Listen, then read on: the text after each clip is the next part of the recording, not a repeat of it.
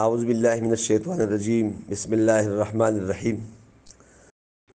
وَإِذَا سَأَلَكَ عِبَادِي عَنِّي فَإِنِّي قَرِيبٌ أُجِيبُ دَعْوَةَ الدَّاعِ إِذَا دَعَانِ فَلْيَسْتَجِيبُوا لِي وَلْيُؤْمِنُوا بِي لَعَلَّهُمْ يَرْشُدُونَ صدق اللہ العظیم۔ اللہ تعالیٰ ډیر لوی رحم کرم دی، امید دی تاسو هم ډیر ښه صحتونه عافیتونه او معاشي مشکلات الله تعالیٰ به ختم کړي یا کم وي، او ټول امت ته او خصوصا اسلامي ملکونو ته پاکستانی عوامو ټولو ته دعا وکړي چې الله یې ښه کړي۔ نن زموږ عنوان دی الله تعالیٰ سره به سړی څنګه قریب کېږي۔ ظاهره ده چې دا یو آسان کار هم دی او الیاس سره ګران هم دی۔ زموږ په حیثیت د اسلام منونکو او د مؤمنانو زمونږ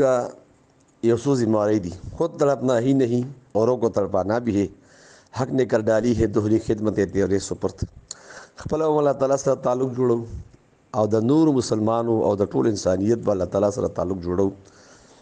او که جوړي د اینه به استفاده الو، دا د مسلمان ډیوټي دي۔ الله تعالی موږ سره قریب دی او د اویا میندو نه سیوا موږ سره محبت کوي،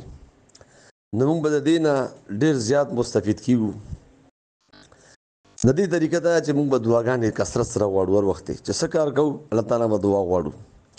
او همت به هم کوو، محنت به هم کوو، او الله تعالی نه به غواړو موږ به هر وخت د الله تعالی سره تعلق سیوا کوو۔ ادا دی چې الله ماته اوبه راکړي، حالانکې اوبه مخامخ وي، خو دا چې الله تعالی خوښه نه دی موږ نشو څښلی، دا بله کارونه کېږي نو موږ اوبه وڅښو، دننه بدن کې ډېر کارونه کېږي، بار ډېر کارونه کېږي۔ د چا سیاستدان خبره ده چې د وریځې وړې وړې ټوټې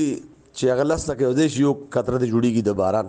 دا یو کټورې اوبه چې موږ څومره ګران کار دی، پاره خبره زور غور کوو، سوچ دې کوو، ګورونو ته ګورو خدای پاک جوړ کړي، دیوال ته ګورو یا الله دا انسان جوړ کړی، انسان ته جوړ کړی دی،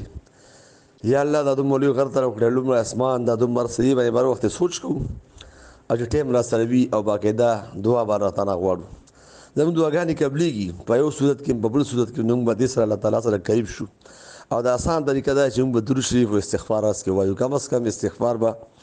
20 ځله وایو، استغفر الله یا کم استغفار د دوی په خیال، او درود شریف الله تعالی حاضر ناظر ګڼو، او دعا به درود شریف غواړو، دا هم دعا ده په معنی سره چې الله ته پیغمبر صاحب او دای په اولاد او دای په امت باندې په خاص خلکو باندې یا الله ټولو باندې رحمت نازل کړي،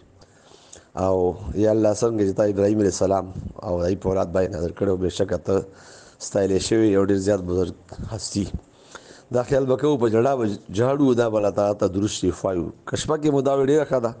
کم از کم ورځ کې 200 ځله درود شریف وغواړي، بیا څومره چې سیوا کوي نو دې سره به الله تعالی مینه سیوا شي انشاءالله ښه، او الله تعالی نه به یېرېږو، جاړو به، دا حالات به دا کوو، فلسطین د شهدا ټولو به یادو، د دې دا تکلیف و دا څومره زموږ اړه به نرم شي، چې اړه نرم شي نو الله تعالی به سړي ته میلاو شي ښه، دعا کوو چې الله تعالی زموږ اړه نرم کړي، او یو بل سره مینه اخلاص سره مدد وکړو، او خدای پاک دې موږ ته په دې عمل کولو توفیق راکړي۔ السلام علیکم ورحمة الله وبرکاتہ۔